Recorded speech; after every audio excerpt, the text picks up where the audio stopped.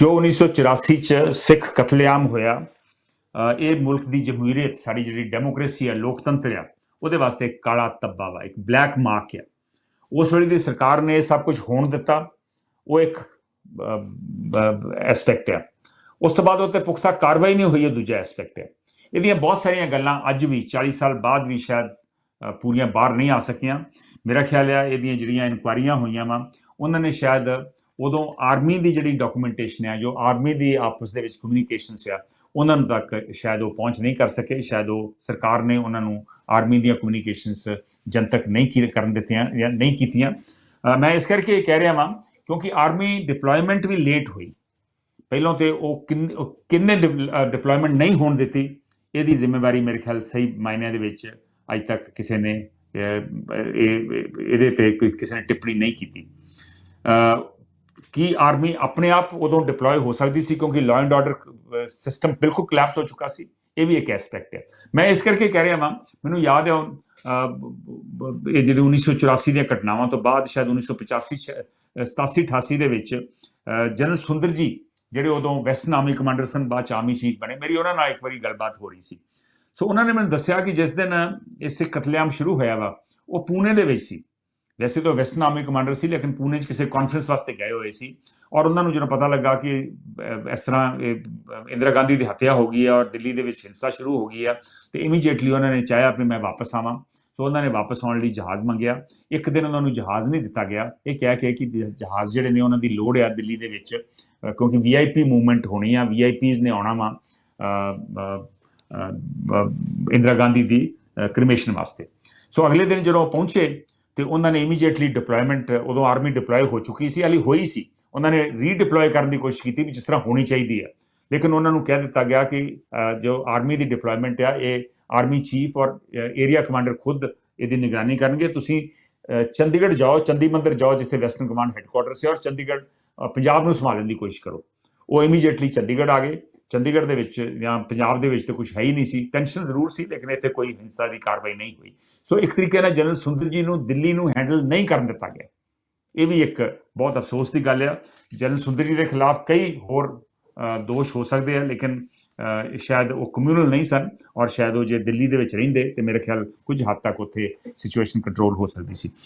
ਅਫਸੋਸ ਇਹ ਵੀ ਆ ਕਿ ਉਦੋਂ ਜੋ ਹੋਇਆ मंदभागा सी, दिल दहला देने वाली गल सी, पर उस तो बाद फिर पुख्ता कार्रवाई क्यों नहीं हुई?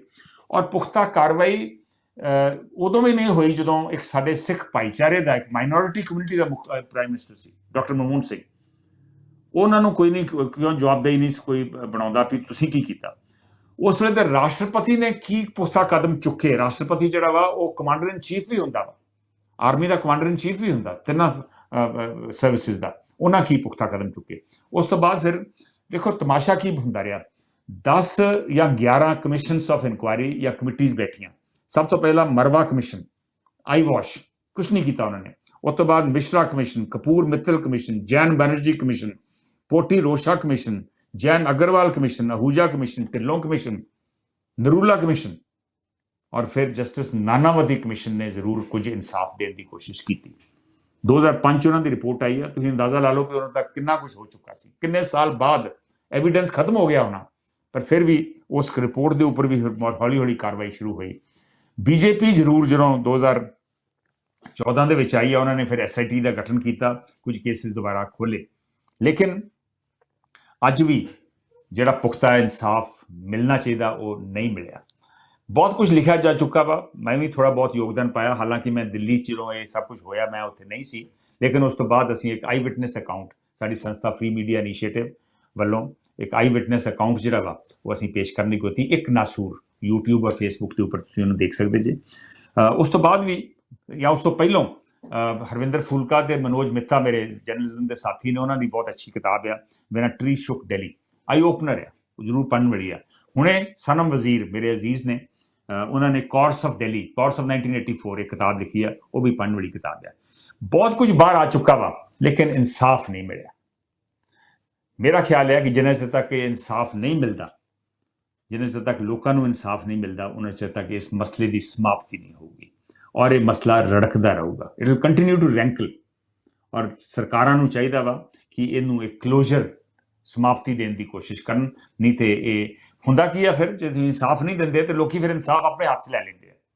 ਉਹ ਵੀ ਗਲਤ ਹੈ। ਮੈਂ ਬਿਲਕੁਲ ਉਹਦੀ ਸਿਫਾਰਿਸ਼ ਨਹੀਂ ਕਰਦਾ, ਬਿਲਕੁਲ ਉਹਦੀ ਵਕਾਲਤ ਨਹੀਂ ਕਰਦਾ, ਲੇਕਿਨ ਲੋਕੀ ਫਿਰ ਮਜਬੂਰਨ ਇਨਸਾਫ ਆਪਣੇ ਹੱਥ 'ਚ ਲੈਂਦੇ। ਆਪਾਂ ਨੂੰ ਪਤਾ ਹੀ ਆ ਕਿ 1984 ਦੀਆਂ ਘਟਨਾਵਾਂ ਤੋਂ ਬਾਅਦ ਦਿੱਲੀ ਦੇ ਵਿੱਚ ਟ੍ਰਾਂਜ਼ਿਸਟਰ ਬਲਾਸਟ ਹੋਏ।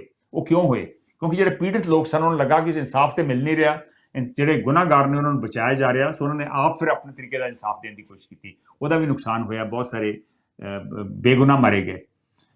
ਬੇਗੁਨਾਹ ਨੂੰ ਦਾ ਬਦਲਾ ਲੈਣ ਲਈ ਬੇਗੁਨਾਹ ਮਾਰਨਾ ਵੀ ਗਲਤ ਹੈ। ਸੋ ਇਸ ਕਰਕੇ ਸਰਕਾਰ ਦੀ ਜ਼ਿੰਮੇਵਾਰੀ ਬਣਦੀ ਹੈ ਕਿ ਇਹਦੀ ਇੱਕ ਪ੍ਰੋਪਰ ਸਮਾਪਤੀ ਹੋਵੇ, ਕਲੋਜ਼ਰ ਹੋਵੇ। ਜੇ ਨਹੀਂ ਹੋਊਗਾ ਤੇ ਫਿਰ ਇਹ ਰੜਕਦਾ ਰਹੂਗਾ ਮਸਲਾ। ਔਰ ਅਗੇਨ ਮੈਂ ਕਹਿਣਾ ਚਾਹੂੰਗਾ ਕਿ ਸਿੱਖ ਭਾਈਚਾਰੇ ਨੂੰ ਵੀ ਚਾਹੀਦਾ ਵਾ ਕਿ ਇਸ ਮਸਲੇ ਨੂੰ ਜਿੱਥੇ ਵੀ ਜਿਹੜੇ ਫੋਰਮ ਤੇ ਵੀ ਰੇਜ਼ ਕਰ ਸਕਣ ਉਹ ਰੇਜ਼ ਕਰਦੇ ਰਹਿਣ। ਔਰ ਸਾਨੂੰ ਇਹ ਵੀ ਕਰਨਾ ਚਾਹੀਦਾ, ਜਿਵੇਂ ਸਾਡੇ ਕਾਲਰ ਨੇ ਕਿਹਾ ਵਾ, ਕਿ ਸਾਨੂੰ ਪੁਖਤਾ ਕਦਮ ਚੁੱਕਣੇ ਚਾਹੀਦੇ ਆ ਕਿ ਇਹੋ ਜਿਹੀ ਘਟਨਾ ਦੁਬਾਰਾ ਨਾ ਵਾਪਰ ਸਕੇ।